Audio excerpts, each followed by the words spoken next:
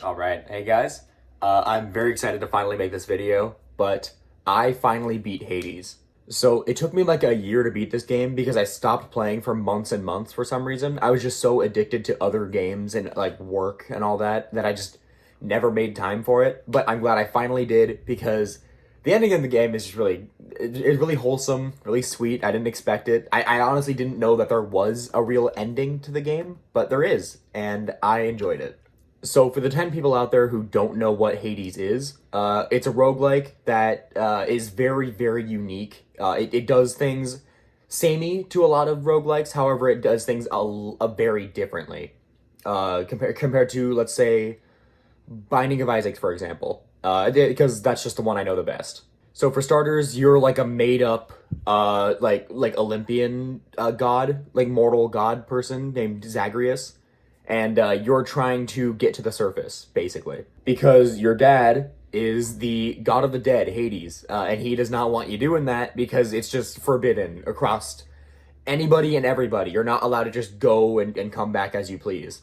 But each time you escape, or try to escape at least, you get help from other gods on Olympus. These are like Olympian gods specifically, that are trying to help you out. It's not every one of them. It's just the ones that typically are like portrayed as hanging out on Mount Olympus or whatever, that are all like in a big family or whatever.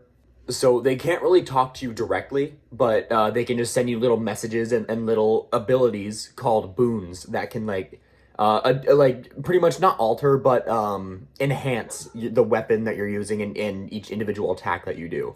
And like a lot of these bullet hell games, you have your dash, your base attack, you have like a long range attack. A lot of these games typically have multiple characters, but instead of that, you can use multiple weapons because this game has like a direct story to tell. Sort of like again, like Binding of Isaac, you just have the same character but with different weapons or abilities. I'm completely okay with that because typically games like that, where you have multiple characters, don't really focus on the story too much. I'm not really a huge nut for the story. I don't care that much, but it is nice that they bring out some characters. Like they don't just use Olympian gods just for the sake of it. They actually implement that in the story and use it really well.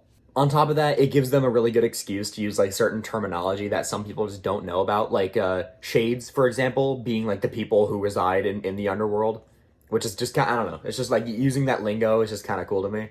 And on top of that, they have a really good voice cast too. Like the entire cast is really, really good at what they do. I don't think a single voice actor did a bad job in this game. So one of the major like goods of this game is, like I said earlier, it's very unique. It's very different from the majority of these bullet hell games. I liked it a lot. It's the way you move from room to room in this game is you beat a room, right? Like you escape first, right? And you beat a room. Then you get the option to get like, oh, here's one reward and then here's a different reward. Pick. You get to decide. In the earlier levels, you don't really get a choice all that much, but as you go on, it's pretty much guaranteed you're going to get at least two rooms. And kind of to piggyback off of that, the uniqueness at least is that you changing your weapon with the same character is, I think, so much better. As I said earlier, just the fact that you get a choice. Yeah, you can't change your weapon like mid run, which is fine. That's whatever. That's fair, I'd say.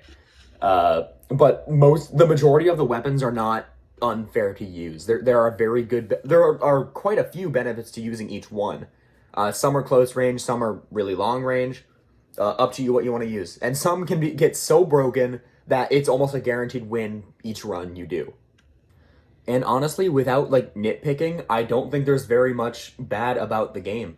Like sometimes, I don't know. For example, it's not even really that bad of a thing. But like you can die right after a boss fight or something because like a trap will trigger or like like some random magic thing will hit you, and that you may not have even seen it coming. Some characters attack multiple times, and it just feels like you get stuck in one spot without the very few abilities that can make you sturdy, which means like you just don't like get staggered basically. But yeah, like I said, aside from nitpicking, I just don't really see a reason to hate on this game. It's really really good.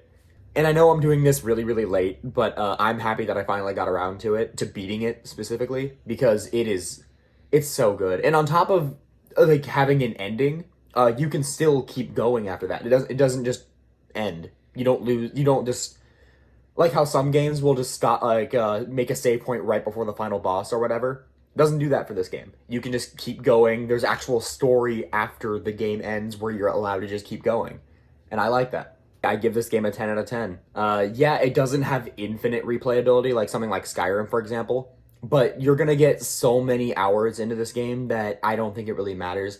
Every upgrade, another thing I didn't mention is prophecies. Those are like your quests in the game that give you bonus rewards for doing certain things, like beating the game for the first time, or like you doing a successful run for the first time. That gives you like a bonus reward, or like getting certain upgrades midway through.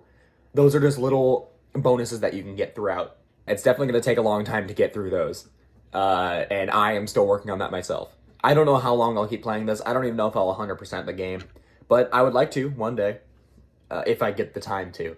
But without going too much into detail, that's pretty much the game and how I feel about it. I really appreciate you guys watching, and I'll be beating more games and watching more shows as I go. So look out for those. Thank you guys for watching.